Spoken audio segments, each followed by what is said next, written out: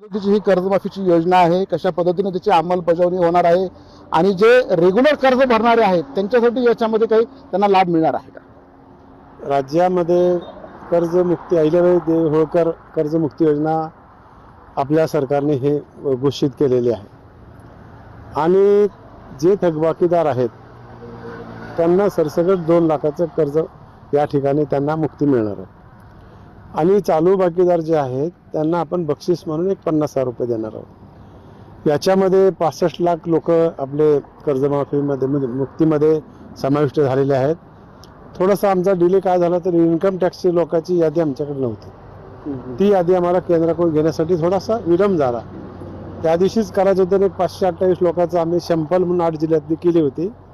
2 दिवसाच्या नंतर आम्हाला तो डेटा प्राप्त झाला आणि 2 दिवसाखालीच मुख्यमंत्री महोदयांच्या, राज्याचे उपमुख्यमंत्री एकनाथरावजी शिंदे साहेब आणि वहिनीच्या हस्ते त्या दिवशी हे कार्यक्रम आपण पार पाडलेला आहे। मला शेतकऱ्याला विनंती करायची आहे की कोणीही घाबरायचं कारण नाही।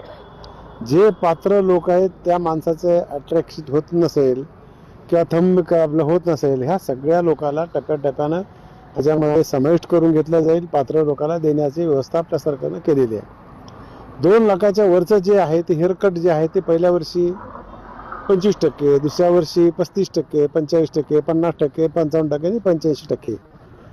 ह्या राष्ट्रीयकृत बँकेच्या संदर्भात ही योजना आहे।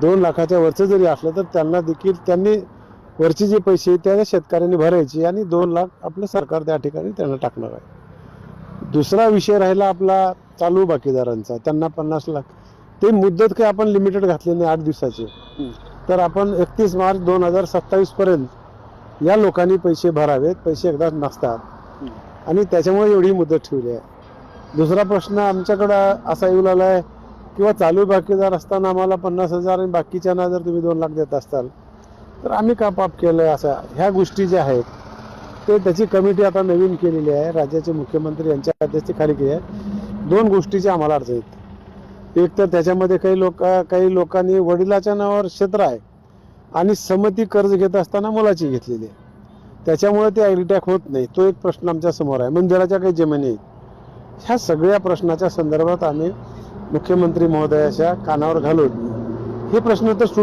लगेच सुटणार आहेत, पण मागणी शेतकऱ्याची किंवा 2 लाखापर्यंत आम्हालाही सरकारने द्यावं असं त्यांची अपेक्षा आहे। तो देखील मी अपॉइंटमेंट घ्यायला सांगितलेला आहे। 2-4 मुद्दे आहेत, आम्ही मुख्यमंत्री महोदयाशी ही चर्चा करून याच्यात जे काय आपल्याला करता येईल ते करायचा आम्ही प्रयत्न करायचा। रेग्युलर शेतकरी भरत आहेत त्यांना तुम्ही काय सांगणार आहे? त्यांना असं वाटतं की आता आम्ही रेग्युलर भरतोय पण आम्हाला हा बेनिफिट मिळत नाही, पण जे इरेग्युलर होते त्या तशाच शेतकऱ्यांना बेनिफिट मिळतोय असं अनेकांचं म्हणणं आहे।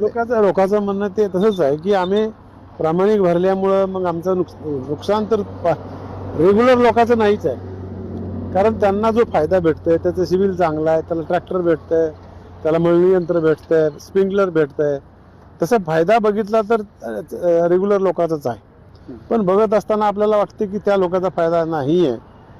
ह्या सगळ्या गोष्टी शेतकऱ्यांनी विचार कराव्यात। अनेक बँकांनी कुठं 2 लाख, कुठं 5 लाखापर्यंत, आता लातूर जिल्हा मध्यवर्ती बँक 0% 5 लाखापर्यंत कर्ज देते। शासनाचे छत्रपती शिवाजी सन्मान योजनेतून काही पैसे आपल्याला भेटतात, त्याचबरोबर पंजाबराव देशमुख त्यांच्याकडून 4-2% भेटतात। म्हणून जे चालू बाकीदार आहेत त्यांना बी काही असं काही नुकसान नाही, त्यांचा फायदाच आहे, पण त्यांची मागणी देखील योग्य आहे किंवा त्यांना दिलं तर आम्हालाही द्यावं अशी त्यांची मागणी आहे, ते बघूत आम्ही। तर आता ही जी योजना आहे पुण्यश्लोक अहिल्यादेवी होळकर योजना, आता हे शेतकऱ्यांच्या थेट अकाउंटमध्ये पैसे जाणार आहेत का?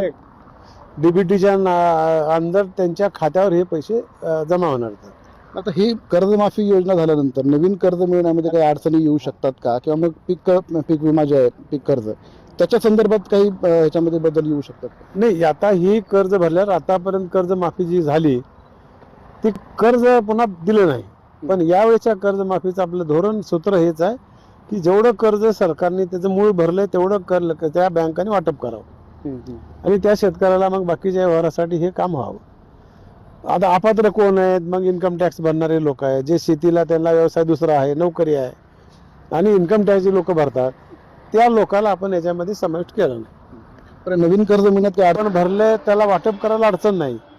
नवीन कर्ज जर काही लोकांना घ्यायचं असेल, सभासद असतील, तर त्या बँकेची पॉलिसी ठरलेली असते की आपल्याला MSE बँक नवीन कर्जासाठी काही पैसे देणार आहे काय, सोयाबीनसाठी देणार आहे का, आणि ते दिलं असेल किंवा त्यांच्याकडे जर तशा प्रकारचे फंड असतील तर ती पॉलिसी ती बँक स्वतः अवलंबू शकते. टक्के शेतकऱ्याला पात्र शेतकऱ्याला सगळ्यालाच मिळणार आहेत. काही लोकांचे अट्रॅक्टिव्ह होत नाही, कंपनी लागणार गेले तरी त्यांनी घाबरायचं कारण नाही. सगळा लोड एकदाच पडलाय. 32,000 महाई सेवा केंद्र राज्यामध्ये आहेत. आता सगळे एकदाच तिथे गेल्यामुळे अगोदर हे पूर्ण होऊ द्या.